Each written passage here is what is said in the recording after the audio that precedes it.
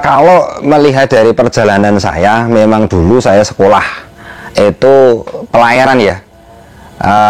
Bisa dibilang mungkin secara ekonomi itu kalau kita ingin mencari uang itu pilih kita belayar naik kapal. Akan tapi kenapa saya memilih menjadi petani? Pertama, memang latar belakang dari orang tua saya sebagai seorang petani, dan yang paling membuat termotivasi saya memang saat ini butuh petani-petani muda yang harus lebih berperan untuk melakukan sebuah kegiatan pertanian, yang mana bagaimana pertanian yang konvensional yang dilakukan orang-orang tua dulu itu lebih meningkat lagi menjadi petani-petani yang lebih modern. Dan ternyata yang saya lakukan saat ini dari petani yang konvensional semi modern itu juga tidak kalah, dalam arti kita mencari sebuah rezeki itu juga tidak kalah hasilnya dari usaha-usaha di bidang selain pertanian.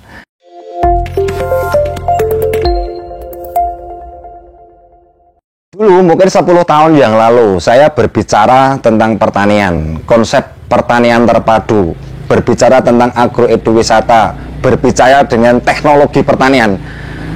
Kita berbicara dengan orang pelaku petani, orang tua, itu mungkin bisa dikatakan ditertawakan karena sangat awam, dan pelaku-pelaku petani konvensional orang-orang tua dulu memang mengenal dunia pertanian hanya sifatnya menanam kemudian memanen saja, itu saja. Dan pada saat itu di sini itu adalah petani jeruk, yang pada waktu itu hanya jeruk di tempat kami, desa kami, terutama di Kecamatan Jatinom, mempunyai panen yang sangat banyak, dan hampir semua pelaku petani semuanya punya tanaman jeruk. Pada saat panen raya itu harganya jatuh, tidak nyampe 5.000 per kilo pada saat itu. Kemudian saya pun iseng berbicara dengan masyarakat bahwa untuk meningkatkan harga beli dari masyarakat, harga jual dari komoditas yang kita tanam, coba dibuat semacam agroeduwisata ataukah wisata petik buah. Pada saat itu kita diketawakan oleh petani-petani orang tua. Apa itu agrowisata? Apa itu wisata pertanian? Apa itukah petik buah? Ternyata saya salah menyampaikan kepada orang tua. Salahnya apa? Kita bicara kepada orang tua yang secara pemahamannya bukan sepaham dengan kita. Kemudian apa yang harus kita lakukan?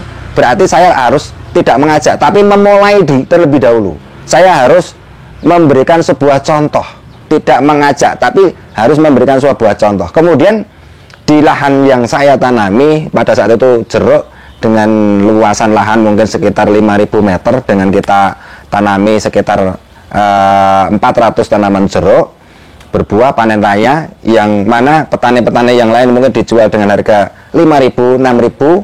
Saya di media sosial membuat sebuah gebrakan bahwa wisata petik buah jeruk masuk gratis, ngicipi gratis, pulang baru membayar apa yang dipetik.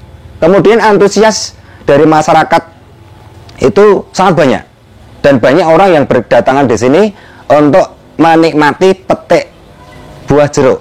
Ada yang tujuannya memang membeli, ada yang tujuannya untuk mencicipi dengan gratis tadi.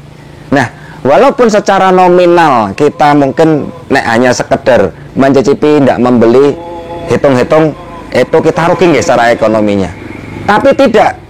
Ternyata setelah dia mencicipi, setelah dia petik, dia tanya apa yang ada di daerah sini, apa yang ada diproduksi di daerah sini selain jeruk. Ternyata banyak pelaku pengunjung yang datang ke sini yang tadinya niatan hanya beli jeruk, akhirnya ada yang beli sapi, ada yang beli komoditas yang lain, kemudian mengenal tentang potensi-potensi yang ada di sini. Bahkan di stakeholder yang ada, dinas pertanian atau dinas kehutanan ataukah stakeholder yang swasta, akhirnya melihat potensi yang ada di sini. Jadi keuntungannya dari kunjungan-kunjungan itu sangat banyak, dan akhirnya dengan apa yang saya lakukan di sini, masyarakat di sini antusias untuk melakukan yang sama.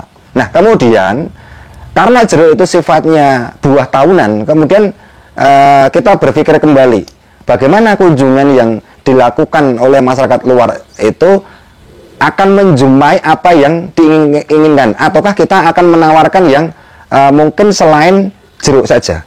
Nah, akhirnya kita mempunyai sebuah ide gagasan bagaimana setiap orang datang itu bisa menikmati apa yang diinginkan dari si pengunjung. Akhirnya kita menanam tanaman buah kelengkeng yang bisa kita buahkan setiap saat. Kita jadwal mungkin Januari berapa pohon, Februari berapa pohon, Maret berapa pohon, dan seterusnya. Dan kita mengajak masyarakat dan memprogramkan lewat kelompok tani kita Sarana Makmur, setiap individu harus punya tanaman buah satu pohon. Setiap satu pengarangan minimal satu tanaman buah pohon. Itu yang kita lakukan. Kemudian dari pertanian-pertanian yang kita lakukan, setiap komoditas dari perlahan kita akan data berapa umurnya, apa yang menjadi komoditasnya, kapan siap panen, yang nantinya kita tawarkan kepada masyarakat yang di luar sana. Jadi di sini nanti bukan hanya wisata petik buah jeruk saja, akan tetapi wisata petik buah buah jeruk bisa, petik buah kelengkeng bisa, petik buah durian bisa, dan juga sayur, mungkin dari petik agrowisata petik sayur cabai, kemudian dari kacang, terong, dan lain sebagainya. Dan juga yang paling digemari dari masyarakat di sana yaitu apa? Panen langsung madu yang kita budidaya.